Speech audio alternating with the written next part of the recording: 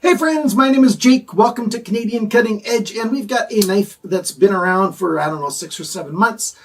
This is the Petrified Fish Mini Beluga. You can get it in this Damascus or regular G10, and it's got Sandvik 14C28N instead of the Bowler K110, which is roughly D2, that the main Beluga and the Beluga with the Tanto blade are made with.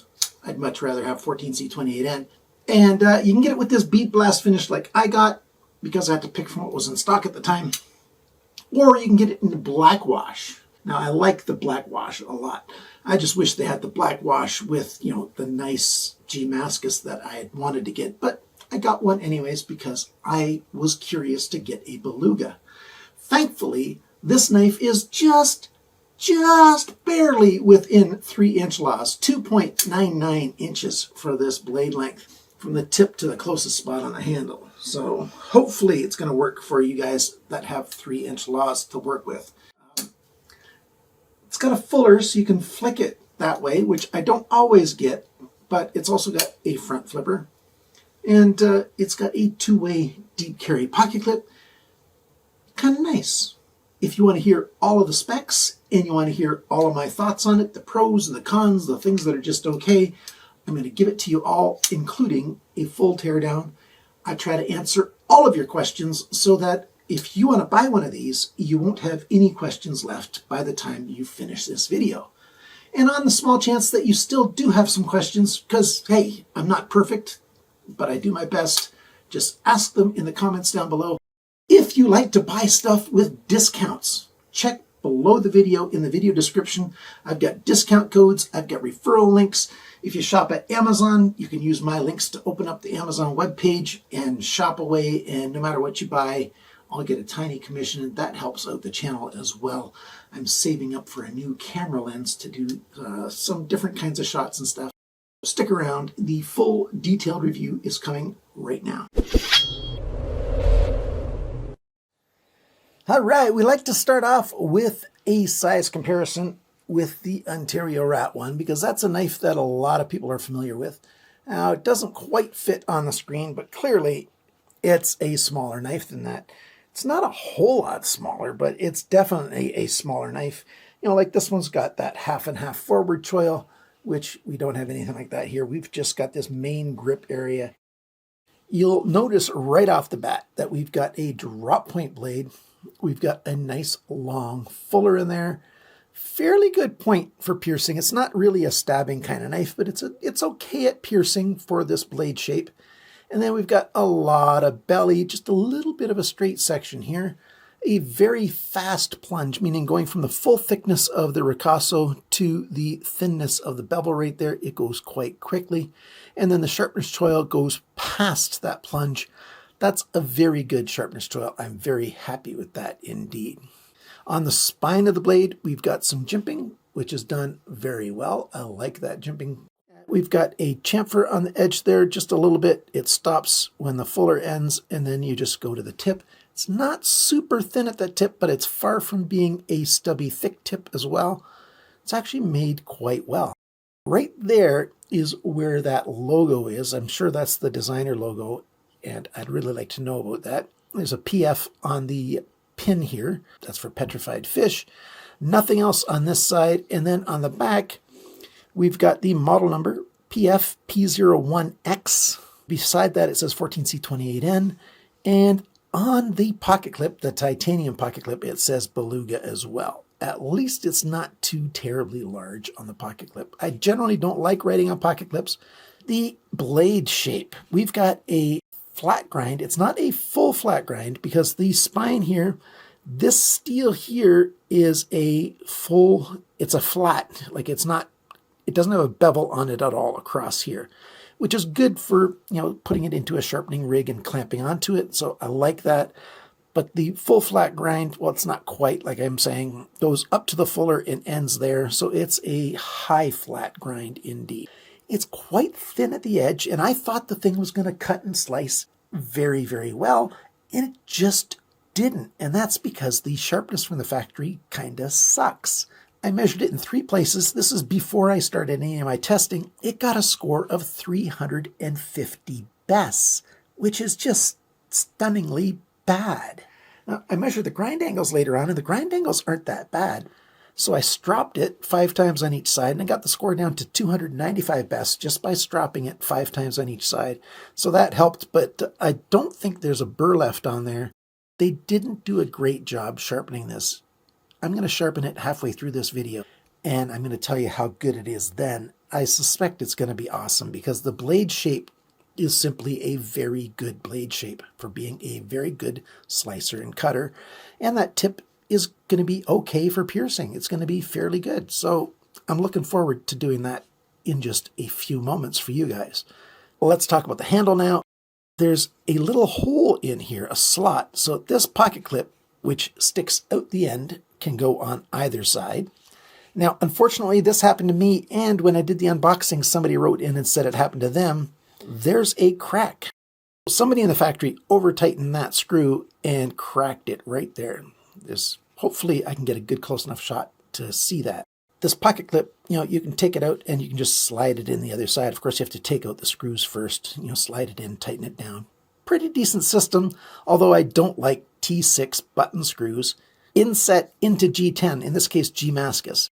In my opinion, ugly, and that edge there, because the button screw, is shaped sort of like this, like it's a round over thing, and then it sits in a hole with even sides, and so, the button's round like this, and it leaves a pocket all the way around the edge for lint and schmutz to build up in there.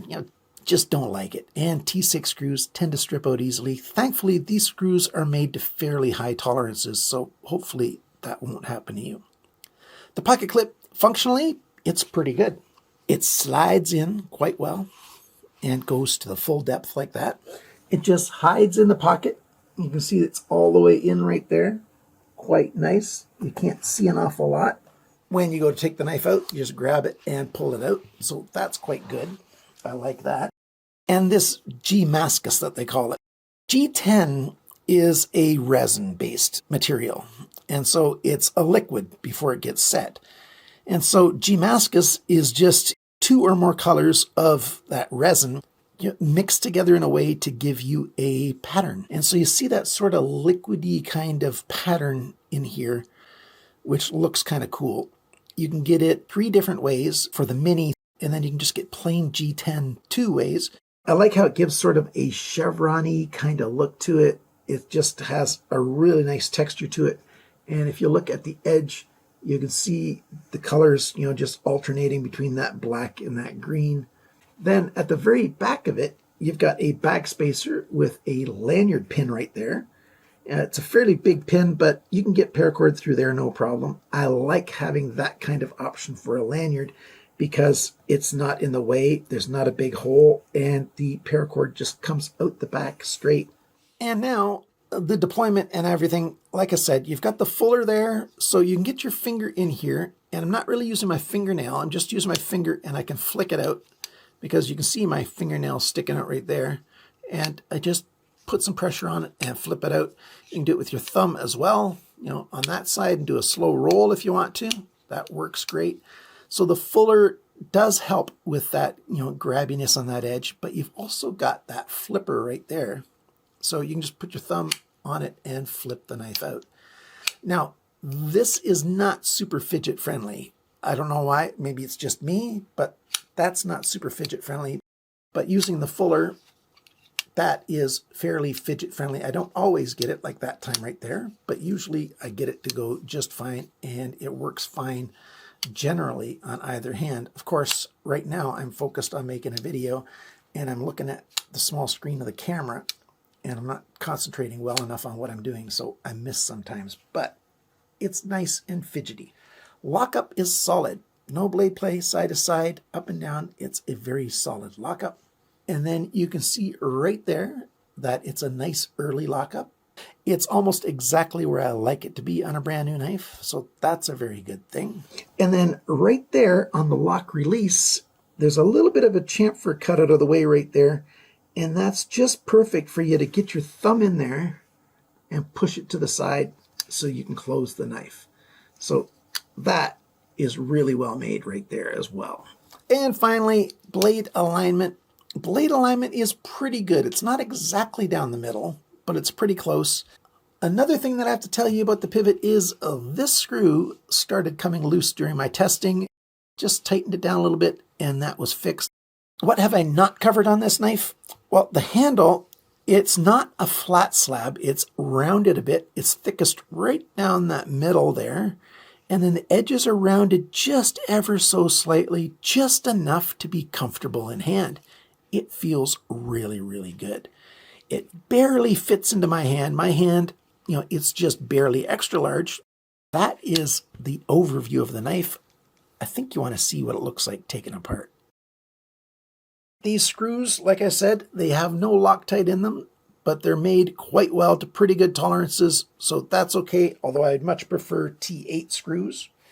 The backspacer, it looks like it's micarta. I thought it was probably going to be G10, but it really looks like this is micarta and not G10. The thing is, you don't need to use the backspacer if you don't want to. Let's pull out that pin there. You can see that there's a little edge right on the edge of these back pins. So yeah, there's a little bit of a hole there now. So if you like open construction instead, you don't have an hourglass shape or anything, but that works just fine. And the lanyard pin, I just had it fall out, but yeah, it can stay in there and be used just fine as well. So that's good. Back to the pivot, ceramic ball bearings, which is a good thing. So that's nice. We've got a D-shaped pivot pin right there. So that doesn't spin nicely with this PF here. So that's a good thing. We've got a lot of skeletonizing here. Oh, I didn't show you the balance point. I keep doing that. So often I forget to show the balance point in the video. I'll do that afterwards. The construction's pretty good. I'm happy with how they made this thing. As I mentioned before, I forgot to give you the balance point. It's right there. If they would have skeletonized it a little bit more, the balance point could be a little closer to that pivot pin. I like it to be fairly close to that, at least over the index finger. Before we go over all the sizes and dimensions, I got to tell you about a problem that I forgot to mention as well. This side, this Gemascus is just perfect. But on this side, there's a little chip out on the corner here. Now I can sand that smooth a little bit, but I can't replace that stuff. Not a big deal, but if I would have noticed it right off the bat, I probably would have, contacted the seller. I got mine from White Mountain Knives, by the way, and would have seen what they could do about it. Now, White Mountain Knives takes returns, no problem. If it's just that you want to return the knife because you don't like it, there's a restocking fee, but if there's a problem, they're very good about that. But I also told you that I was going to sharpen this knife. So let's first take a close look at how it was sharpened. You can just look at that edge, fairly narrow. I'll tell you what the factory grind angles were when I go over the measurements. But now I'm going to stop recording and I'm going to go sharpen this thing to 18 degrees per side and measure the sharpness again and let you know what we get. I will also test cut a whole bunch of things, not on camera. I do that stuff off camera. I've made a video explaining why, and you can watch that if you want to. But we'll be back in a second with a very nice new edge. It's been sharpened now. You can see that mirror edge. It's got a score of 35 best now instead of 350. So I guess you could say it's 10 times sharper now than it was from the factory. It cuts 10 times more easily, at least. Let's do all the rest of the dimensions, sizes, all that stuff. The weight of this knife, 96 grams, 3.39 ounces. The factory sharpness, 350 bests. Like I said, I stropped it, brought it down to 295 bests. Now I sharpened it properly, and it's 35 bests. Very well done. It cuts wonderfully well now.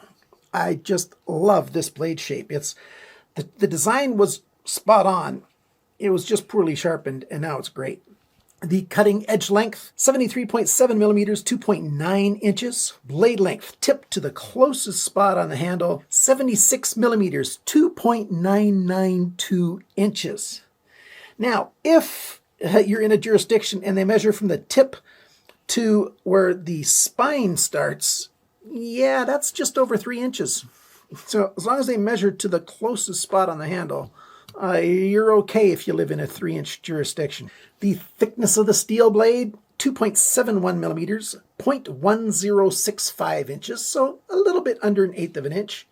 The blade depth, the widest point is right about there, 27.5 millimeters, 1.08 inches. Yeah, nicked my finger there. The thickness behind the grind, 0.4 millimeters, which is 15.5 thousandths of an inch. Nice and thin, I like that. The grind angles. This side's got an average of 21.9 degrees. This side's got an average of 18.6 degrees. This side started at 19.4 degrees here, went to 17.8 degrees here. That's 1.6 degrees of change along the length. This side started at 23.8 degrees at the heel, went to 19.9 degrees there, 3.9 degrees change. So 4 degrees of change along there. Pretty much the industry standard for a knife of this price. And I'll cover the price a little bit later, although it was on the screen at the beginning of the video if you noticed it. For the handle now, the handle length, not counting the titanium pocket clip sticking out. Did I say it was titanium? Yeah, it's titanium. Just from the Damascus to the end of the Damascus, or G10, if that's the version you have, 96.8 millimeters, 3.81 inches. The grip area, it's just a bit under 9 centimeters, just a bit under 3.5 inches. So yeah, it's not huge, but it's adequate. The thickness of the handle, right along the thickest spot on the handle on both sides, not counting the clip, 13 millimeters spot on that. That is 0.511 of an inch, so very close to what I like it to be. That's good. The handle depth, within the area that I grip, it's largest right at the end. When the knife is closed, the widest point's pretty close to the middle of the knife here, 30.3 millimeters, 1.19 inches, and the total length of this knife from tip to the end, again, not counting the pocket clip sticking out, 175 millimeters, 6.89 inches. The price of this knife. Well, it depends on where you go buy it, of course. I got mine through White Mountain Knives, where you can save 10% with coupon code CCE, and after the discount, the Damascus version is $48.59 US, and the G10 version is $44.09. That's the best price you're going to find anywhere. You can also buy it directly from them. That's PFEDC.com. They've got most of the versions in stock there. You can also find it at Amazon. I've got links for that down below as well. A little bit more money than at White Mountain Knives. I suggest going to White Mountain Knives to get this, especially if you live in the United States. You get free shipping. The Beluga's been out for a little while. You know, the big hoopla about it has passed already. One of the reasons why I don't like the bead blast, it just leaves prints very easily. Some dirt, you know, from off my hands or whatever, it gets into those very tiny microscopic little divots that are in there from that blasting. It can look sort of mottled quite easily. It's one of the reasons why I really love Stonewash Finish. It hides all kinds of sins, all kinds of junk on the surface. So, you know, this is okay. I really like this fuller. It's very nice. I'm glad that it's crisp enough edge that you can flip the knife open. So that's good. I wouldn't mind if that edge there was a little more distinct so that you could do it a little bit better, but that's okay. Jimping's nice. The grip's nice, comfortable, rounded all over the place. The blade shape is very good for actually using this knife. It's a good EDC user and fairly well built. This Damascus, it's attractive. I really like how it looks. So I'm a big fan. The cons, yeah, T6 screws. I don't really like T6 screws. This flipper, to me, it's just not quite as fidget friendly as I'd like it to be. It's just the way I have to put my thumb way over there. It's just not that good, but at least you can use that fuller, so it's not that bad. The con is this Damascus is kind of brittle, and I don't know if they don't put, you know, the glass fibers in the Damascus or not. For whatever reason, you know, it chipped out right there. So I don't know. My experience with Damascus is okay. It just hasn't been that great. And it's not that extensive. I haven't had that many knives with Damascus yet. So we'll see if I keep getting, chipping kind of issues with that stuff. So maybe I'd stick with G10. I don't know. We'll decide in the future. Thank you to my supporters. I appreciate your help an awful lot. I've got a knife sale coming up in September. My supporters get first dibs on all knife sales. So if you want to support the channel, go to patreon.com/CCE or click that join button right down here below the video. And remember, friends, always cut towards your chum, not your thumb.